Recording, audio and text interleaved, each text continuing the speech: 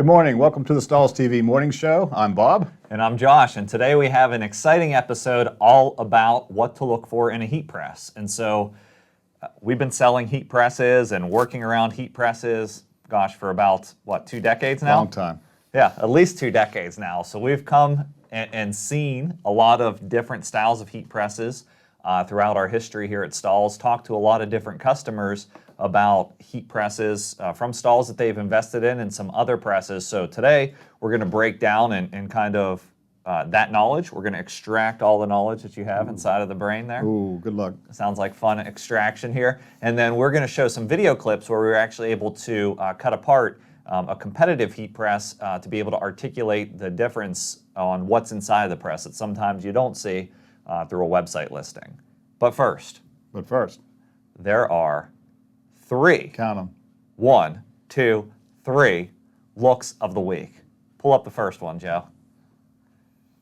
This is submitted by Kristen Ritchie, and we have a performance polyester t-shirt. What product would you guess is on that t-shirt? It's got to be Premium Plus. Got to be Premium Plus. So the reason that I like this look are 2 reasons. Number 1 is she's able to use Premium Plus here. It's a very simple one-color logo. It's pretty easy to execute and not leave a scorch mark on the t-shirt because Premium Plus applies at 280 degrees. And it's actually matching the fabric too. You get that real soft hand. It's very pliable, gives with the shirt just like performance wear. Yeah, absolutely. And also it's kind of timely, right? Yeah. You got less than 2 weeks before Father's Day. Yeah, so if you're going to be merchandising and completing gift ideas for Father's Day, maybe you have a following on your Facebook page, this is a great sales opportunity. Aligning the looks that you show out there on social media or even on display in your store with the holiday calendar can yield some pretty nice retail type sales. Yes, sir. Check this out. Oh, yeah, I like this one. This is submitted by Katie Jones DeShazer, I guess. Sorry if I screwed it up, Katie. But anyway, she used rip-away applique. Underused, in my opinion. People that are doing a lot of embroidery did a whole lot of nice designs here. You can see 5 different pieces here, utilizing glitter flake as a rip-away applique. Yeah, it's kind of cool too. She used it not only in the context of the lettering, which I believe are kids' initials. Mm-hmm. Yeah, so it's a monogram style, but also including an element of what they're interested in. So you see sandals for the V design there on the bag. You see some music notes for Abby. Really, really cool stuff. And then also the application on a towel. Yeah, that's awesome. People are always looking for ways to decorate towels, and that's a perfect example to get an extra pop. Yeah, so add that extra pop with glitter flake and rip-away applique. And our big number 3 is Chris Moreno. And the reason I like this one. Go ahead. Well, I liked it too. I made a pennant the other day. Did you really? Yeah, my wife came home. They were doing this auction party at the school that my daughter goes to, and she wanted a pennant created. So she actually came home from Hobby Lobby with a felt, I assume it was felt. Mm-hmm. It's typically felt, right? Yes, they are. Yeah, with the felt pennant, and was like, what can we put on this?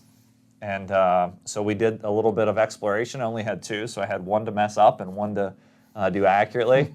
Luckily, I used fashion film and glitter flake, and it worked just fine. But Chris, in this particular image, used thermofilm, which I think is an even better solution. Yeah, it is. You get that leathery type of feel, look on it. And I mean, pennants were like really, really big, like back in my day, even before my day, if you can believe that or not. They're making a comeback, though, especially in the universities and the whole collegiate thing. It's making a nice comeback. But yeah, it's a great job by Chris. Bringing back something that was retro. Yeah, and I think Chris may have even made that pennant himself from felt materials. Yeah, he used Stahls wool felt as well as made the bar and the decoration out of the thermofilm. Okay, so some of our users, and please, Joe, nice to see you from Northern Michigan. If you want to shout out where you're watching from, we'd love to hear from you. This is live, this is interactive, and we're certainly going to answer a lot of questions around heat presses today. If one of the viewers wanted to create that look with wool felt and create a pennant, how would you suggest that they cut wool felt? What are their options there? Well, a laser would be one of the best ways, the easiest, most, if you've got the laser. If you don't, I mean, it's a simple geometric shape, so you could just use a straight edge and and a utility knife or even scissors. God forbid if your hand is steady. Yeah, yeah. So that's what I was thinking. With a triangle shape, you can hand cut it, especially if it's a low quantity. If you start to get into any bulk quantity, Right. you could potentially even send the artwork to Stahls and order a custom shape and just order however many up you want, and we'll send them to you, and then you assemble, order the pieces separately, complete your whole project. So we have acrylic felt, and then we have wool felt. I believe the wool felt was the product used in this application. Acrylic felt, is that tough to laser cut? It is. You tend to get some scorching, get some singeing on the lighter colors, and it tends to be a little furrier, for lack of a better term. The wool's a little more dense. Okay, great. So if you want to learn tips like this, how to execute these projects, you can join us at one of our classes coming up in the month of July. June, I'm already into July. How about that? Yeah, right. Still have June to go. June 19th, we have Artwork 101. This is our workshop Wednesday, so we do a couple classes every month across our Stahls facilities. Sometimes it's focused on how to make items with your heat press. In this particular month, it's focused on how to create good artwork for production. So you see Artwork 101 and 201 at all of our different locations. Sign up at stahls.com/Stahls-classes for detailed workshop information and to learn more. We'd love to see you out at one of our workshop Wednesdays with one of our presenters. I know I've presented a couple of those. I think you have as well, correct? Yes. You traveled to Ohio to present one, I right? did. Yeah, it's good. So much fun. So we're in southwestern Pennsylvania, so we have the classes here. Often we'll travel out to Ohio at our Transfer Express division and help with those classes as well. But feel free to join in any location. All right, on to our topic at hand. We're going to talk all about heat presses. And so the gist of this one is we want to guide business owners into, one, if they're just starting out, what heat press is right for you. If they've already been in the business for a while, maybe working with a heat press, is it the right press to continue to fuel their business objectives and their growth? And then thirdly, if it's somebody that has the right press and just wants to add the next best press to expand. So this is all about heat presses. It's not just for startups, although it'll be particularly beneficial. This is just generally what you need to be looking for in a heat press and some of the tips and tricks that will enable you to get accuracy in your heat application. So first off, when we're talking about heat presses, what are the first big things that I need to measure and look for? Well, everybody should know this by now. Anybody who's tuned in for any length of time with Stahls, we continually talk about time, temperature, and pressure. Those are the three key ingredients that you want to measure accurately, digitally, making sure that you've got those down. That's the core. That's the trinity of heat printing. Yeah, and if you think back, I don't have the exact timelines, but I'm going to say about 5 to 7 years ago is my ballpark. Time and temperature. Well, time's really easy to measure. Right. Let's start there. You could use an egg timer if you needed to. Right. So you lock the press down. In most cases, the timer's going to count backwards to 0, and 10 seconds is 10 seconds. You get that pretty accurately on any press as long as it has a digital timer. Right. When we start to talk about temperature, it becomes about multiple things, right? It's is the press measuring the temperature accurately, and is it displaying accurately on the control board? Yeah. And is it accurate throughout the whole platen too? No cold spots. Yeah, no cold spots is key. And so we're going to show, Joe, are you able to filter through the videos if they're not in the right order? I'm going to bounce around a little bit on you. So I'd like to jump to the temperature video, which I think is the third video, and show you a little bit about some footage that we've taken. So here you can see 340 degrees with a thermometer. The Hotronix is reading within 3 to 5 degrees from the set temperature on the control board. So you're getting accuracy. That's the point, is what it's reading on the control board is you're actually getting on the surface. So what we did is we bought an inexpensive heat press to compare the difference that's showing the same 340 degrees. And to your point about cold spots and maybe inaccurate calibration, you see 249 degrees. That is a 90-degree swing on the press. So what gives? Why would that be happening? Well, it's just not calibrated properly. I mean, it has the ability to create the heat, but the controller is not sending the right information. It thinks it's there and it's not. So it's definitely, often people wonder why their products are failing. Yeah. So calibration on the heat press is extremely important. So At Hotronix, the machines come calibrated out of the box. I mean, every once in a while, the machine will come out of calibration. So what do you recommend for somebody that's maybe had their heat press for a while? How often should they calibrate their machine, and how do they go about checking for that? Well, I don't know if there's a set time on it. It's probably more about how much usage you have, how often you're using the press, because it's not going to go out of calibration just sitting idle. True. So that's going to be based on how much you're actually using it. But we do have temperature strips that that are available on Stahls.com for to place in different locations on your heat press. When you lock it down, it will turn black up into the temperature that it's supposed to be. So I'll set my press at 350, and I'll check and see if I move that up to 350. Not quite as digitally accurate as what we saw there, what you were using, but it definitely gets you in the ballpark and lets you know whether you've got an issue or not. Good. So that's tip number one. I'm going to ask, I think Danielle from our Stahls team is watching, or if somebody's watching from Stahls, if you could put the link to the temperature strips from the Stahls.com website up for everybody. I think this is an important thing to do first for anybody watching.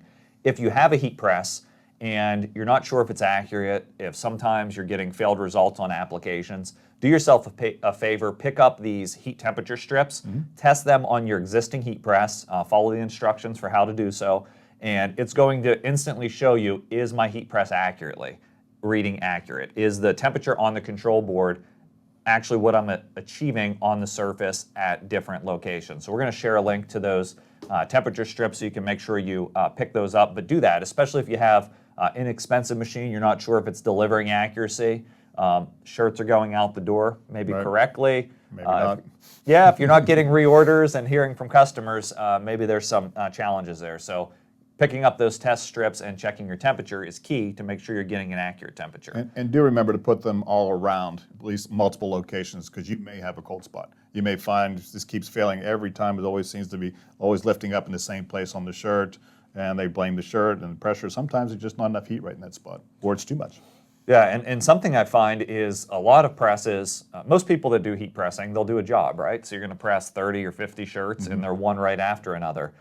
Shirts that are thicker, like sweatshirts, tend to pull more heat out of the top platen, which means there needs to be a good communication back to the heater to reheat the platen, between the control board and the probe to reheat the platen.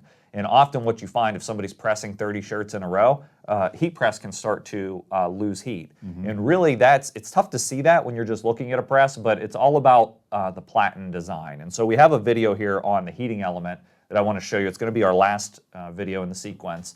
And basically what we did is we took the heater off of this press to look deeper inside, because we saw a 90-degree variance and we're like, what gives? Is it just calibration, or is there something more? So let me show you exactly how this works. So we basically just unscrewed the heater from this press. We're going to take it back to our machine shop and cut it in half here. So the first thing you see, the insulation's pretty good inside of the machine. You can see the platen design. This is the import heat press that we're going to saw in half.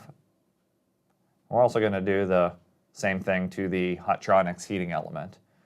And we were looking, honestly, when we opened it up, I was looking for a Z pattern to be on that press. That's pretty typical. With the heater and to have cold spots. But if you can see on the right side with the import press, they are spaced pretty evenly. They're a little wider than the Hotronix element, which is at 1.5 inch spacing. You're looking at the Hotronix one compared to the import one.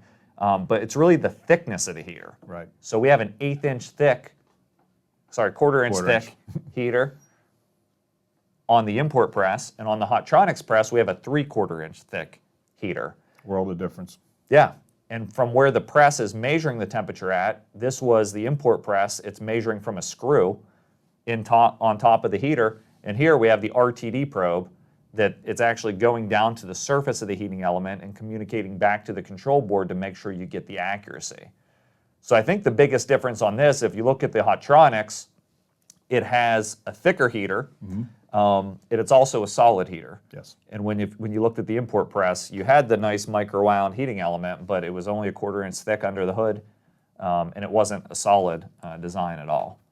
Exactly. So that heat retention is going to become challenging. So not only do you want to consider those temperature strips and measuring from a first application, but get about 30 shirts deep in a job, then throw them up there, do a quick test, and that will help you to see kind of inside of the press without having to take it all apart to see if you're losing heat and it may not be reflecting in the control board.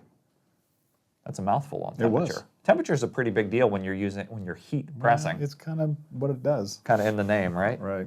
All right, so I'm going to look up here to see if we have any questions. Thank you for the team at Stahls for posting up a link to that heat press test kit. It looks like Robin has to work. We are going to record this. It is being recorded. It'll post up in its full recording once we're done. And Gary, you're right. We were very surprised at 90 degrees off. I'm not saying they're all like that, but it's kind of a crapshoot. Testing it is best to understand if your machine has an issue, and you may want to look to the next best thing or getting that corrected. Time, temperature, pressure. Pressure is where most heat applications fail. There's a couple big reasons why. I'd like to start with the machine itself and show you a simple test you can also do to the press that you have on the heating element. Let's take a look at that. So what we're doing here is we're going to show you the pressure difference. This particular press had a pressure adjustment in the back of the press, whereas the Hotronix machines have the pressure adjustment over the center. Correct. That helps to prevent pinching. If you take a close look, you'll see the back of the press is hitting down before the front of the press. Causes an issue, right? It does. So especially when you're doing sublimation or thicker items, it may slide your item around, so you're able to just kind of lock your press down, see if that happens. Whereas with the Hotronix machines, we do this over center pressure adjustment, and we actually have a lot of people call us and say, why is my top platen shaking? That's a design. It's an upper flotational platen, so when you lock it down, Evens itself. yeah, it locks down evenly. You can see even distance there, so it's going to come down nice and even and flat on your item. Now, good. No, I was going to say, aside from pinching and moving your sublimation, getting that ghosting, you're more than likely, and you'd have to test it using like maybe the dollar bill test, but you're probably getting more pressure in the back than you are the front. So my applications could suffer there too. I mean, I don't know that for sure. You won't have to test it, but stands to reason if it hits hard first on the back, you're not going to get as much pressure on the front as you do the back. Yeah, it can definitely cause an issue. Also, on light pressure applications, you particularly have that show up, right? Right. On heavy, sometimes you can push your way through some of that, but on light pressure applications, which is a lot of applications, if you're decorating performance wear, like we saw in the Get This Look up front, or the Get This Look, the look of the week up front, light pressure can be important so you don't leave a scorch mark along with your lower temperature of your heat transfer film. So you need that 280 degrees, you need that light to medium pressure, and in that 8 seconds to be accurate to be able to heat print all of the items you're going to want to decorate. Do we have the video of the flatness test of the platen? The flatness test, such a technical term. Is. This is another thing, especially on light pressure applications, is you may take this for granted that top heater is flat. On Hotronix machines, we stress relieve the platen and we test them all to ensure when you hold the straight edge up to it, you're getting no gaps in between that. And actually, there's even some other US-made brands that have like a concave surface in the center. And it's pretty noticeable. Yeah, which becomes an issue. But even on this import press, when we do a similar test in the cameras, has a tough time capturing it, so we have to do a freeze frame here for you. You'll see that there's a distance in between there. You can see air. Right. So on light pressure applications, you're actually going to have some parts of the transfer that aren't receiving pressure. And I've seen them even more pronounced than that. That's actually almost not acceptable, but forgiving. Yeah, so you may be watching this and you may think that we're trying to sell through scare tactics, and we are. Yes. And the reason why You should be afraid. is we want our heat transfer products to work for your business. We take thousands of calls into our technical support lines, and the most common reason for failure of our products, every once in a while we have a product issue, we're not going to avoid that, but the most common reason is inaccuracy of the heat press itself. So if you're using one of these inexpensive heat press machines to fuel your business and you have plans to be in business for a while, failed applications are going to come at a cost to your business. Every time. And it's going to create bad press, and there's issues. So I get it, bad press. That's what you did there. I didn't even mean to, but that was kind of cool. Pretty good. I watched we we had our sales folks watch these videos and kind of talk about the importance of a good heat press investment. And one of our sales reps, Bruce, had a great analogy that he put out there. It just like caught my attention. Said, if somebody told you that they had the cheapest labor and the cheapest parts that were used to assemble an airplane, Would you fly? would you book that flight? Don't think so. And while this isn't a matter of life or death for you personally, honestly, it could be livelihood. life or death for the business, right? And so when you think about that, if you have failed applications, there is a cost to that, and it's a big cost. It's bad press, it's bad word of mouth advertising. Not only do you lose that customer, you hope they come back and tell you and give you a chance to correct it, but often they don't, and they just tell somebody else, don't go to that place. And so those are some of the things to consider. So the takeaway is a bad press leads to bad press. A bad press leads to bad press. Got it. Gotta love it. All right, a couple more things on pressure before we leave that point, because sometimes you may have the most accurate heat press in the world, and the reason for a failed application is actually an operator's fault when it comes to pressure. So let's stand up a little bit. Let's go over to the auto clam press here, and let's go a little deeper on pressure. You know, You can come up. Oh, come What's on. wrong with the crowd? Come on up. excited. All right, so this is the auto clam heat press. One big thing that we're going to show you, and we're going to come up close for this, it does have the over-center pressure adjustment knob, so you get even pressure from the center out. All of the Stahls presses have that. The big thing I like about this one is when you lock it down, it's actually going to give you a pressure readout on the control board. So it auto opens, so I'm going to do that again so you can see it. But you can see I'm at a 6 on the pressure. I won't let it hit you, Taylor. So when you're locking the machine down, basically it's measuring pressure from what it locks onto. Right. Right? And so one of the big important things is getting that item flat. So when we talk about time, temperature, and pressure, you have to talk about loading your item and getting that item flat. And sometimes the item just won't fit around the lower base platen. I'm kind of leaving you openings. If you want to jump in, I feel like I'm talking so It's much. so exciting. I'm riveted. Go ahead. Okay. So what we've done is we have optional platens that allow you to open that up and swap this off. So you may see us doing this a lot in the videos. I would highly recommend that when you invest in a new heat press machine that you get one with interchangeable bases, because it's all about two terms. It's called threadability and loadability. And so I'm going to ask Joe to cut to a quick video where we compare threadability, which would be the next to the last video, on these machines. So a lot of machines will sit flat on the table like this, and honestly, this is how the Hotronix clam would come as well. But threadability is so important, what we mean by splitting your garment and loading it on, that we've come out with a whole new investment for it that's called a counter caddy or a heat press caddy. And I'm going to give you a closer look at this, but basically you can see how the machine itself is not on the table. It's elevated off of the table to give it a cantilever design. And this allows you to split your item and come back to load it. So let's grab some items off the wall here. What do you want to load? All right. 11 by 15. Yeah, so go ahead and grab that one. And Bob's going to take it over to the press. I'm going to try to find the right attachment here. There it is. So when you go to load that onto that machine, Oh, you want me to actually try to load it on? well, you can just show the challenges and what happens. Yeah, so basically, I could probably make this fit, and this is either a youth or ladies, any narrow type of shirt. I can probably make it go on there, but you can see I'm distorting it and stretching it. And so if I press something on there, stress this tightly, in fact, I probably wouldn't even get this one on. And then once I release it and take it off, it's probably going to shrink that design up. You're going to get that bunched up look where the design itself just is not what it's supposed to be. I'm going to pull this off so Josh can flip on the 11 by 15. So we brought the 11 by 15 inch. So you can always go smaller on your lower attachments. You can't go bigger on your heater. So we recommend going with the 16 by 20 press. Load this on. Excuse me. Now it's designed perfectly for this one to slide right on.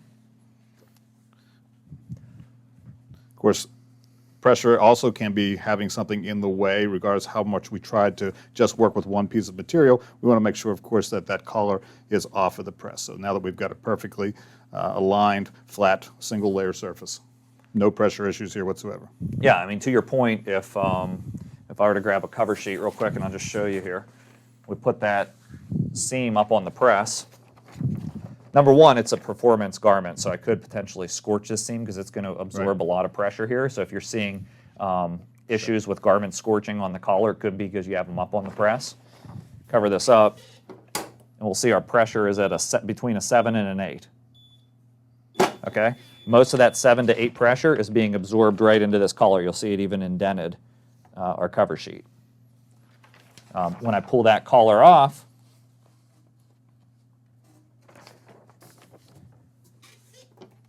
and cover it, sorry, I got the other collar on the back of the machine, or the other seam on the back of the machine.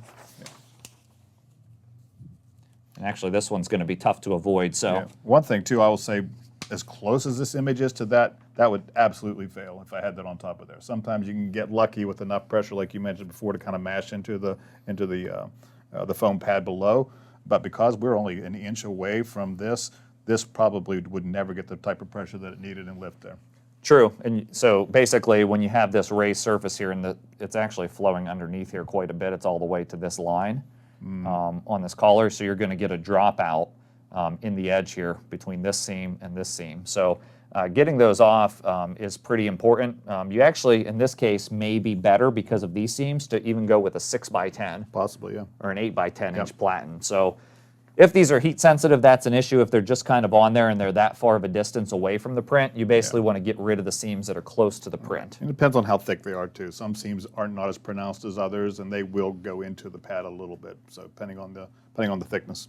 Yeah. Now, if you're sitting there and you're like, I'm not ready to invest in a new press and have all these platens, you could also solve this if it's a light to medium pressure application with something called a heat printing pillow.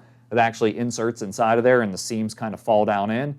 But the heat printing pillow is only good for light to medium pressure applications. So if we have somebody with an inexpensive heat press that's reading temperature okay, but really has the pressure issues with the flat platen, sometimes we'll say, use a pillow, crank that pressure up. Really, we're guessing for you, and that's the best we can do to try to solve an issue in an emergency. But we always coach people on investing in the best possible heat press you can afford, one that's accurate, one that's quality, so you can get good results.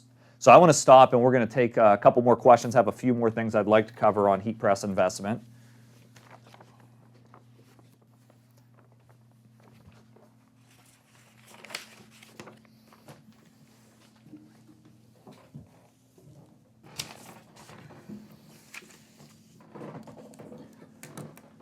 And let's see. So some of the questions coming in. I can't read them. It's up to you. I'd say the video keeps stopping. I think that may be your own internet connection at home, so maybe watching the recorded version. We're streaming pretty clean in real time here. We're able to see a recording of ourselves, so it's streaming clean. It might be your home internet connection or your business internet connection, so just watch the playback and it'll be good. Let's see. Can you heat press any of the Stahls vinyl onto wood, Brian asks, for, I think it says little signs from my eyesight from that distance. Any experience with heat pressing, heat transfer vinyl onto wood? Some of our resellers and craft customers do just that. I don't have any real history or any tips or tricks, but this is a very inventive group, and they'll try just about anything and usually get pretty good results. So I can just say, give it a try. It's not gonna cost you a whole lot. Yeah, and that's if you do plan to heat press a lot of thicker items.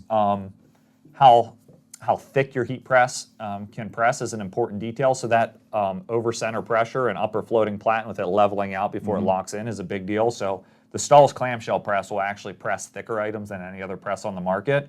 A lot of vendors will say, don't use a clamshell at all for sublimation. Right. But usually that's because most clamshells on the market will only do a 1/4 inch thick item, whereas the Stahls will do a 5/8 inch thick item, which is typically an industry standard plaque or wood element. Right. If you plan to do a ton of thicker items, I would definitely recommend a swing away press because that's going to really give you the biggest opening and come down straight onto your item. All right, question. Tiffany asks, when not in use, should my clamshell be left open or closed, or doesn't it matter? So, I always leave mine open.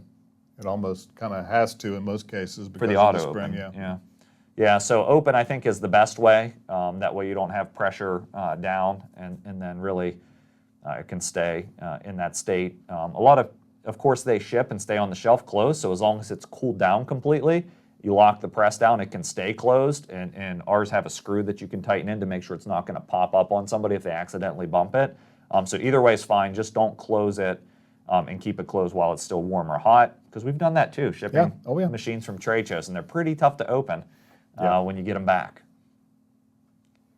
All right, so I think we're pretty clean on questions. We do have the video that you saw posted out on YouTube, you saw clips from, that does a full comparison on an import heat press versus the Hotronix, goes into a little bit more detail on this. If you have a heat press, after you get those test strips that you feel is inaccurate and you'd like to upgrade, we have some great options going on this month for heat press packages, either on Stahls.com or TransferExpress.com, and we'd love to really consult with you and make sure we get you the right heat press for your needs.